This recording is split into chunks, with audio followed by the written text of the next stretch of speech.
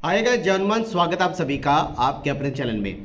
JEE main 2025 के session result 1 यानी session 1 का रिजल्ट आने के बाद बहुत बल्क में ऐसे स्टूडेंट दिखाई दे रहे हैं जो बहुत ज़्यादा मिसकम्युनिकेशन में, बहुत ज़्यादा मिसपरसेप्शन में और बहुत ज़्यादा ऐसी चीज़ों में उलझ गए हैं जिस कारण से वो अपने कॉन्फिडेंस को लूज़ कर चुके हैं और अब जेईई मेन सेशन 2 पे प्रॉपरली एफर्ट्स नहीं लगा रहे हैं। और ये बहुत बड़ा अलर्ट उन सब के स्टूडेंट्स के लिए आ चुका है और बहुत भारी नुकसान कई सारे बच्चों का पिछले कुछ दिनों में हो चुका है।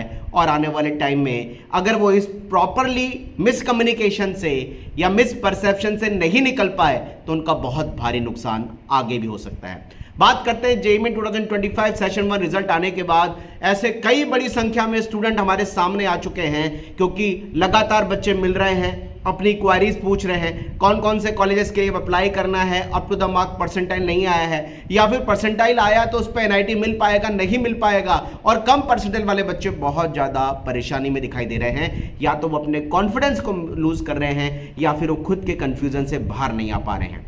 ध्यान रखिए, एक बहुत बड़ा अलार्म सारे स्टूडेंट के लिए इस समय आ चुका है। वो बच्चे हमें काफ़ी बड़ी संख्या में आज भी दिखाई दे रहे हैं जिन्होंने जेईई मेन की 10 शिफ्टों में हुए एग्जाम का अभी तक भी एनालाइजेशन में लगे हुए हैं कि यार मेरा पेपर इजी आया, तेरा पेपर टफ आया, मेरे पर्टिकुलर परसेंटाइल जो आए हैं मेरे इस पर्टिकुलर पेपर के अंदर इतने मार्क्स पे आए हैं, तेरे जो मार्क्स पे परसेंटाइल आए हैं वो ज़्यादा आ गए हैं जबकि तेरे मार्क्स कम है। इन चीज़ों में अभी भी वो कम्युनिकेशन में बहुत ज़्यादा लगे हुए हैं, खासकर पेरेंट्स भी अभी इस चीज़ों में अपना टाइम लगा रहे हैं और उस कारण से बच्चे का दिमाग कॉन्सेंट्रेशन में प्रॉपरली नहीं बैठ पा रहा है।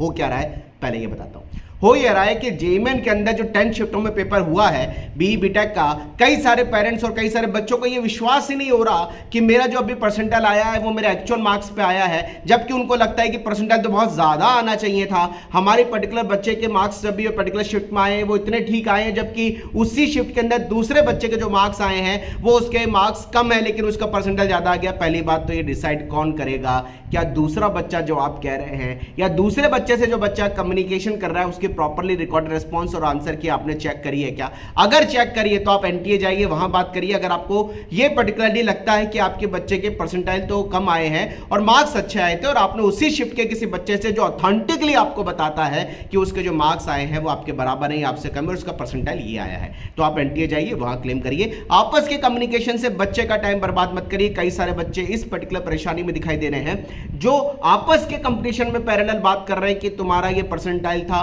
जबकि तुम्हारे मार्क्स, तुम्हारी शिफ्ट अलग थी। भाई अभी भी इस साल ऐसा हुआ है सेम परसेंटाइल पर 45 मार्क्स, कोड कर रहा हूं, डेटा निकाल लिया मैंने पूरा, थोड़े दिनों में ले आऊंगा। सेम परसेंटाइल पर इन 10 शिफ्टों में कुछ शिफ्टें ऐसी दिखाई दी हैं जो सेम परसेंटाइल पे 45 मार्क्स के डिफरेंस पे आ चुकी हैं। कारण पता क्या है? कारण ये एनटीए ने क्लियर कर रखा है पहले भी कि हम सिमिलर नेचर का पेपर बनाएंगे, डिफिकल्टी लेवल बिल्कुल एक्यूरेट सही हो इसकी गारंटी हम नहीं देते। पिछले साल भी लोग सुप्रीम कोर्ट में गए थे, सुप्रीम कोर्ट में भी एनटीए ने एक प्रेस रिलीज डाली थी जिसको नोटिफिकेशन बाद में वेबसाइट पर रिलीज किया था, जो मैंने आपको पहले भी दिखाया था एक दो बार। एनटीए ने क्लियर किया हुआ है कि मल्टीपल शिफ्ट में हम जो पेपर बनाते हैं उसमें हमारी कोशिश रहती है कि हम सिमिलर नेचर का पेपर बनाएं, डिफिकल्टी लेवल बिल्कुल सही और सेम रहेगा, समान रहेगा, ये हम कोई रिस्पॉन्सिबिलिटी नहीं लेते। और हम तो बल्क में पेपर बनाते हैं, बंच में पेपर बनाते हैं। हमें नहीं पता होता कि हम रैंडमली अलॉट करते हैं बच्चों को, शिफ्ट भी रैंडमली अलॉट करते हैं और पेपर भी जो होता है जो हम बनाते हैं वो हम रैंडमली अलॉट करते हैं। किसी भी दिन हमने जो पेपर बना रखा है वो किसी भी शिफ्ट में दे सकते हैं, वो हमने पहले डिसाइड नहीं किया होता, हम रैंडमली अलॉट करते हैं। तो भाई ये चीज पे क्यों कम्युनिकेशन करके अपने टाइम को बर्बाद करें कि भाई इस साल भी ऐसा हुआ कि लक हो गया।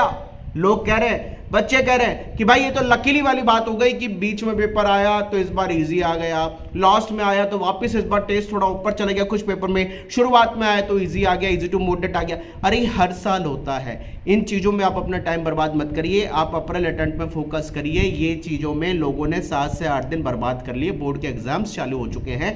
आने वाले टाइम में हमारा जेईई मेन 2 का एग्जाम आ रहा है, बोर्ड का एग्जाम जब फिनिश होगा 15-20 दिन का टाइम हमारे पास मिलेगा जब जेईई मेन 2 आ जाएगा। उसके करीबन 1 या सवा महीने के अंदर एडवांस का एग्जाम आ रहा होगा। आगे cut to cut neck to neck आपके एग्जाम्स हैं। तो अगर आप इस मिसकम्युनिकेशन मिसपरसेप्शन में बहुत ज़्यादा उलझे हुए हैं कि हमारा परसेंटाइल जो आया है हम इससे सेटिस्फाइड नहीं है, बच्चों का जो परसेंटाइल डाउन चला गया वो अननेसरी के अपने आप को ये कह सकता हूँ कि ब्लेमिंग में आ गए कि हम तो कुछ नहीं कर सकते, नया एग्जाम अप्रैल का है, आपकी जो मिस्टेक जनवरी में हुई है आप उस पर काम करिए कि जेईई मेन जनवरी के हिसाब से आपकी प्रिपरेशन जो स्टैंडर्ड था वो क्या था, जेईई मेन जनवरी में जो मिस्टेक छोटी मोटी रह गई उसको कैसे ओवरकम करें ताकि अप्रैल में ये मिस्टेक ना हो।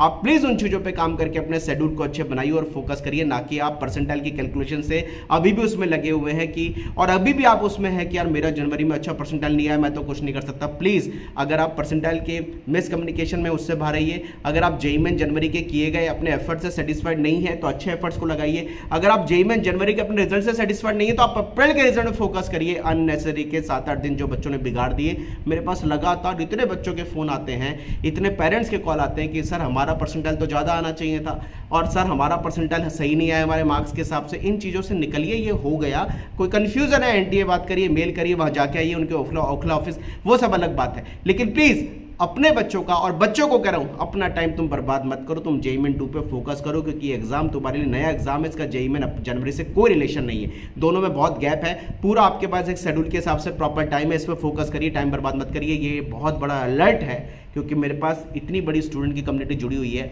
जो उनमें से कई सारे बच्चों के ऐसी चीज़ें सामने आती, तो मैं बल्क में सारे स्टूडेंट को एक फोकस करके बात बताता हूँ कि इस समय अलर्ट रहिए, अपना फोकस रखिए, जेईई मेन 2 पे मेहनत करिए। बोर्ड के एग्जाम अगर जिनके हैं तो उन पर मेहनत करें, नहीं है तो जेईई मेन 2 पे पूरा फोकस करिए। जनवरी में जो परसेंटाइल आया उस कैलकुलेशन से बाहर आइए। प्लीज़ कंपैरिजन बंद करिए, दूसरे शिफ्ट के बच्चों में आप कंपैरिजन मत करिए।